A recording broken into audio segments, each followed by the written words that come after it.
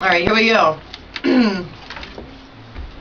Coyote 102.5, New Mexico's finest rock. It's 8:28. I'm American Viking, and coming off of laughing through the break because Paul Rodriguez never stops. You never stop working. No, coffee does things to me, and most of them are illegal, but it's so nice to see you again. It's nice to see you too, Paul. Albuquerque misses you, and I asked my listeners to call in if you've got any questions for Paul Rodriguez. The first one.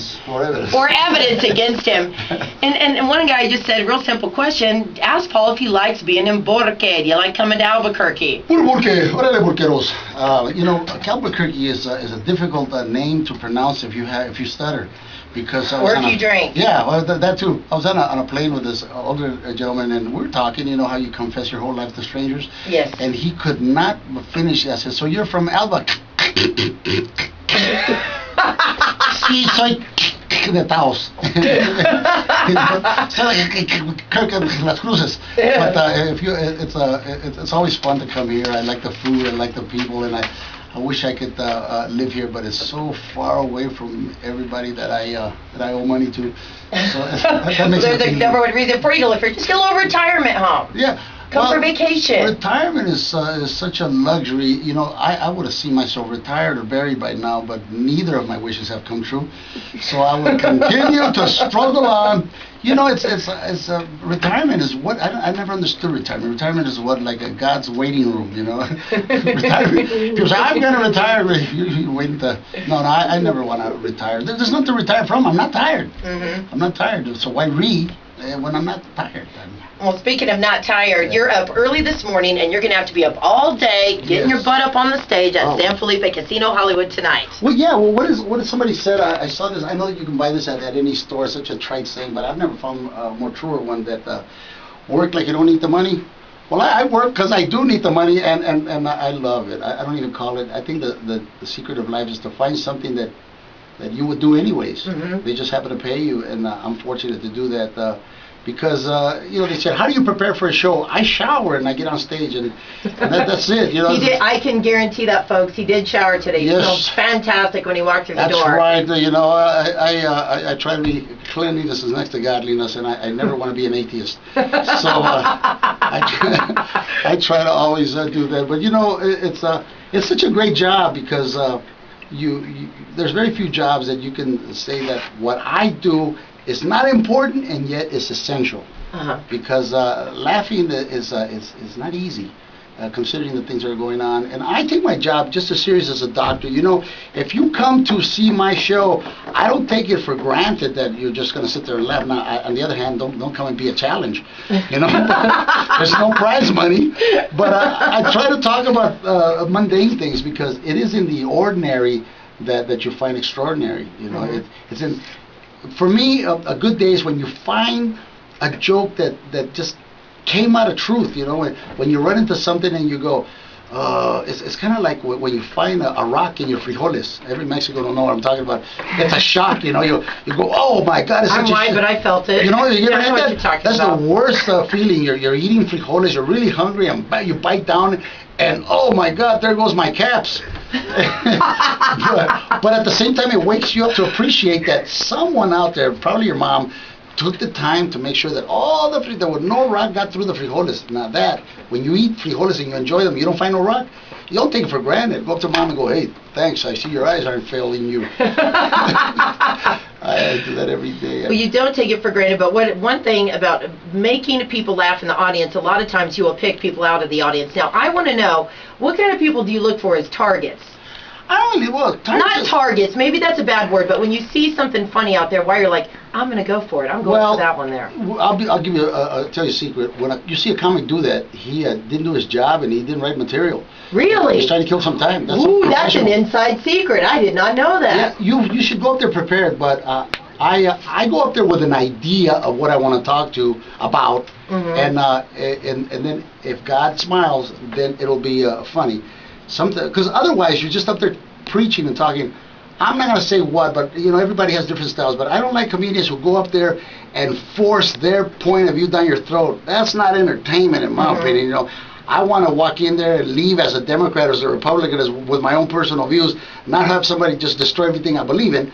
But I think comedy itself should not be a contest, or it should not be painful, unless your stomach is from laughing. Comedy should not be an ordeal. It should just be that. Don't come to. I promise you. You come to my show. I've got nothing to sell. I've got nothing to ram down your throat. I want you to know my show's about nothing, which is easy to remember. And you're not going to ask people to put on trash bags and then hit them with watermelon or any of that stuff. You're coming prepared tonight. You've got stuff.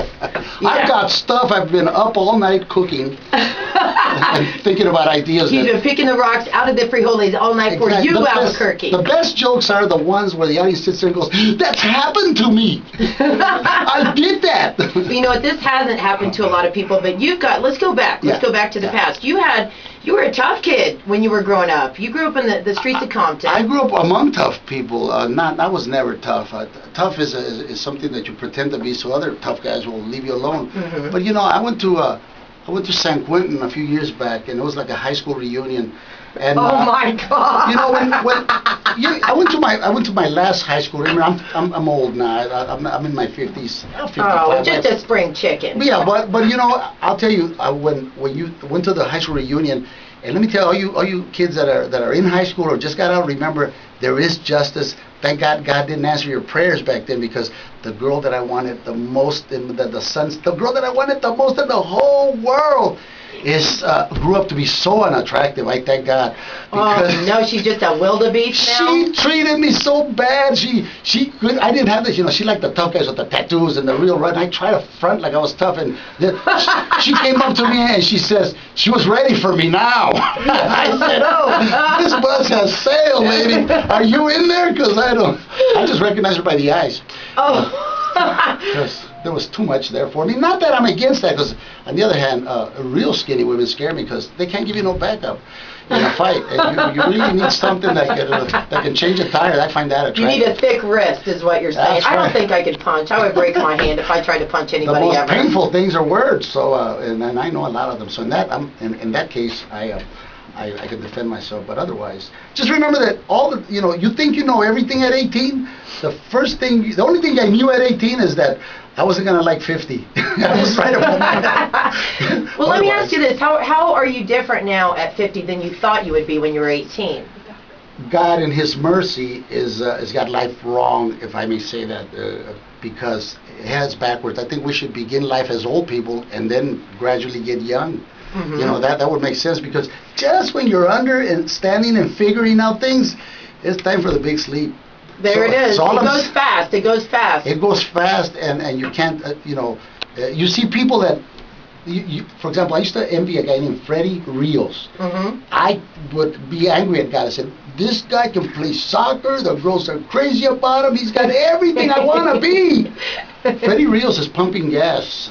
Oh my gosh! In my car, I saw it, and I just couldn't tell him, "Are you Freddie Rios?" Oh, he just wanted to pretend like he didn't know. But we both looked at each other and go, "Yeah, thank God, Lord didn't make me Freddie Rios." Oh God! Well, people love you. They're so happy for your success, and I know a lot of people are. See, everyone's like, "Get him out of the studio. We got to get him." I don't want to go. I got things to say, but I'll say is that nothing's guaranteed, and I'm not saying goodbye, but.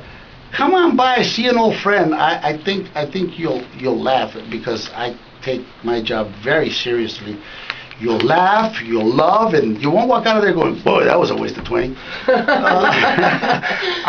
One time I did a show. It was so bad, I gave the money back.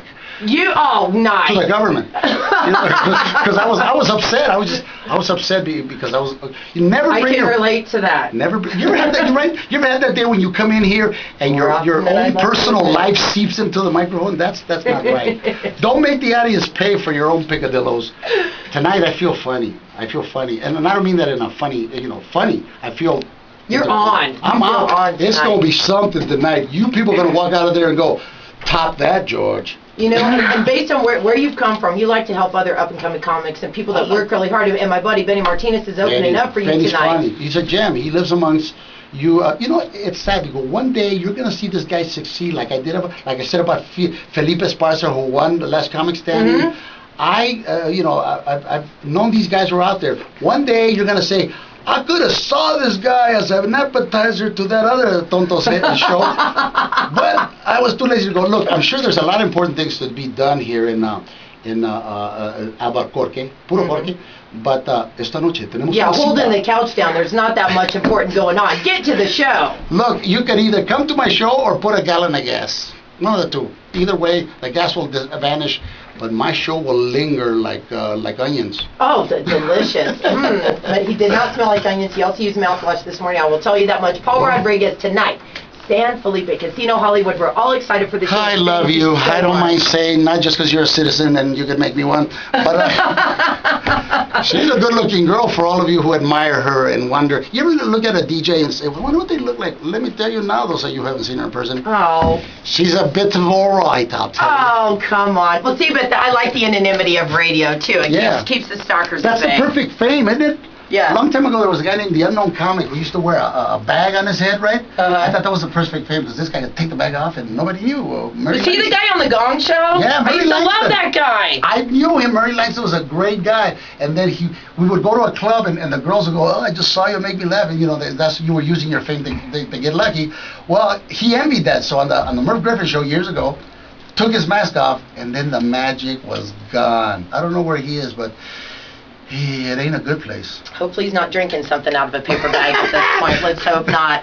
Hey, and you were born in Mexico. Don't be offended by this, but I pulled in a little song in here that I was going to play for you on your way out. You like Zeppelin? Do I like Zeppelin? I'm going to play Immigrant Song for you. Let me tell you, what do you play? It's nice to be a Mexican. I enjoy it every day. No, wherever you're born. He just did a little Mexican dance, by the way, when he said you that. You pretty much got to take your, where my mother's water broke, I had nothing to do with it. I'll tell you this much.